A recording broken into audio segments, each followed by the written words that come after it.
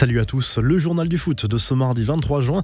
Manchester City retarde encore le titre de Liverpool qui ne pourra pas être sacré quoi qu'il arrive mercredi soir. Les Citizens sont écrasés Burnley 5-0 lundi soir grâce notamment à un doublé de Riyad Mahrez. La rencontre a surtout été marquée par un événement dans le ciel.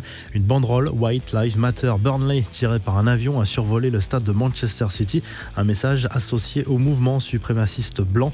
Le club de Burnley a rapidement réagi via son site internet et sur les réseaux sociaux en s'excusant et en condamnant fermement cette action. À noter également la blessure de Sergio Agüero lors de cette rencontre. L'attaquant de City s'est blessé au genou gauche. Sa fin de saison en Première Ligue est compromise. Selon son père, il pourrait se faire opérer cette semaine afin de revenir le plus vite possible et disputer la Ligue des Champions en août.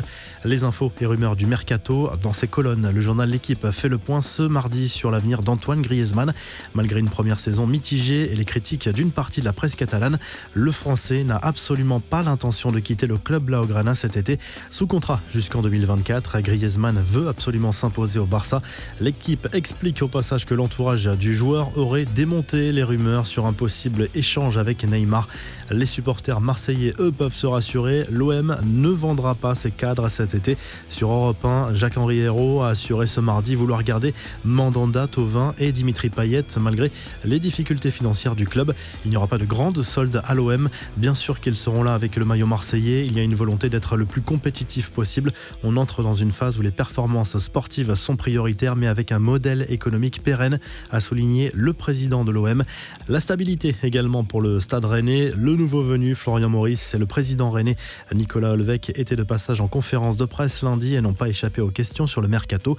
Le club breton veut garder Eduardo Camavinga coûte que coûte. Quant à Mbaye Niang, les Rouges et Noirs n'auraient pas reçu le moindre appel de la part de l'OM. Et si Layvin Kurzawa restait finalement au Paris Saint-Germain, le latéral parisien a failli signer à la Juve l'hiver dernier et devait partir cet été à l'issue de son contrat. Mais le latéral aurait finalement reçu une proposition de contrat d'après le journal Le Parisien. Enfin, Toulouse a un nouvel entraîneur. Le TFC a officialisé l'arrivée de Patrice Garande sur le banc. L'ancien entraîneur de Caen s'est engagé pour 2 saisons. Quelques infos en bref. Un nouveau record pour CR7. Discret mais buteur sur pénalty face à Bologne. Lundi soir avec la Juve, Cristiano Ronaldo est devenu le meilleur buteur portugais de l'histoire de la Serie A. Cette réalisation lui permet de devancer d'une longueur Rui Costa, passé par la Fiorentina et l'AC Milan. Ronaldo compte désormais 43 buts dans le championnat italien en moins de 2 saisons. Diego Maradona refait les siennes. L'idole du football argentin est apparu éméché dans une nouvelle vidéo embarrassante sur laquelle il baisse son pantalon après avoir entamé une danse avec son ancienne compagne et mère de l'un de ses enfants.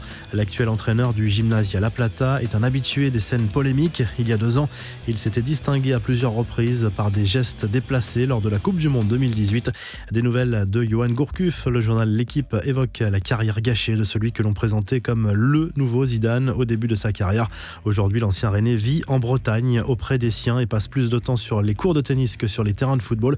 Enfin, cette bien triste nouvelle, l'attaquant Kossi Koudagba est décédé de la malaria selon la BBC. L'attaquant de 24 ans évoluait dans le championnat togolais dans lequel il avait terminé meilleur buteur à 2 reprises. La revue de presse direction l'Espagne où Marca revient sur la polémique autour de l'arbitrage lancé par le Barça et ses supporters. Arbitrage supposé favorable au Real Madrid en Liga. Le club merengue s'énerve de toutes ces polémiques. Le journal Sport en remet pourtant une couche ce mardi en décortiquant les 5 principales erreurs d'arbitrage qui auraient favorisé le Real depuis la reprise. Selon le journal, le Barça peut reprendre la tête de la Liga ce mardi soir lors de la réception de l'Athletic Bilbao. En Italie, la Gazette dello Sport revient sur le succès important de la Juve lundi soir sur le terrain de Bologne 2-0. Le duo Cristiano Ronaldo, Paolo Dybala a été décisif. La vieille dame prend provisoirement 4 points d'avance sur la Lazio Rome qui jouera mercredi soir sur le terrain de l'Atalanta Bergame. Vous retrouvez l'actu foot sur topmercato.com, l'appli Top Mercato et à très vite pour un nouveau journal du foot.